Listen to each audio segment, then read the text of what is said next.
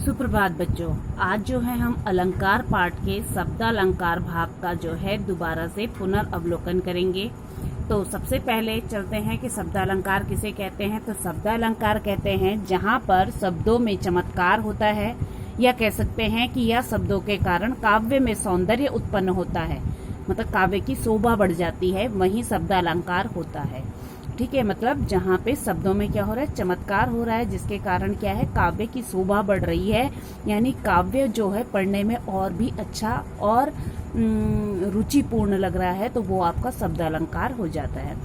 शब्दालंकार के भेद होते हैं कितने, तो शब्दालंकार के 3 भेद है: अनुप्रास अलंकार, यमक अलंकार और श्लेष अलंकार। अनुप्रास अलंकार, यमक अलंकार और श्लेष अलंकार। अब अनुप्रास अलंकार किसे कहते हैं, तो जहां पर एक ही वर्ण को बार बार दोहराया जाए।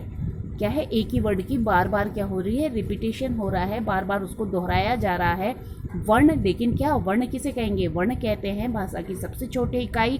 तो सबसे छोटी इकाई जैसे अ आ इ ई उ ऊ री ए आई ओ औ ये अ से लेके ज्ञानी तक जब सिंगल यानी अकेला अक्षर होता है उसे वर्ण कहते हैं। और उस वर्ण की आवृत्ति जब क्या है, किसी वाक्यांश में बार बार रिपीट हो रही है, बार बार दोहराई जा रही है, या उसकी पुनरावृत्ति हो रही है, उसी वर्ण की बार बार उसका आना एक लाइन में, तो वहाँ पे आपका अनुप्रास अलंकार होता है।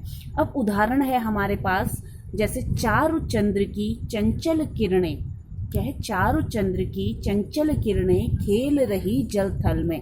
अब देखिए यहाँ पे इस एग्जाम्पल से हम कैसे समझेंगे। देखिए च वर्ण की आवृत्ति, देखिए च, चारु का च, फिर यहाँ पे भी च, फिर चंचल का च और च। ठीक है, ये कितने वर्ण हो गए आपके, देखिए चारु का च च च च, यानी च वर्ण की आवृत्ति बार बार रिपीट हुई है, 4 बार रिपीट हो गई। तो यहाँ पर च वर्ण की आवृत्ति बार बार दोहराई गई है, यानी बार बार उसकी आवृत्ति मतलब उसका दोहराया जाना हुआ है। च वर्ण की आवृत्ति बार बार आ जाने के कारण यहाँ पर अनुप्रास अलंकार है।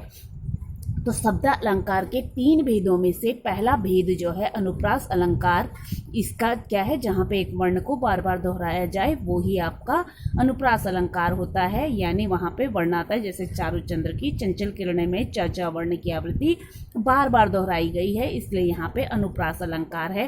तो ये शब्द अलंकार का भेद था, और इसके आधार पे ही आप क्या है, अनुप्रास अलंकार के भेद को पहचान भी पाएंगे, और अनुप्रास अलंकार के कविताओं के माध्यम से अनुप्रास अलंकार का स्पष्टीकरण भी दे पाएंगे।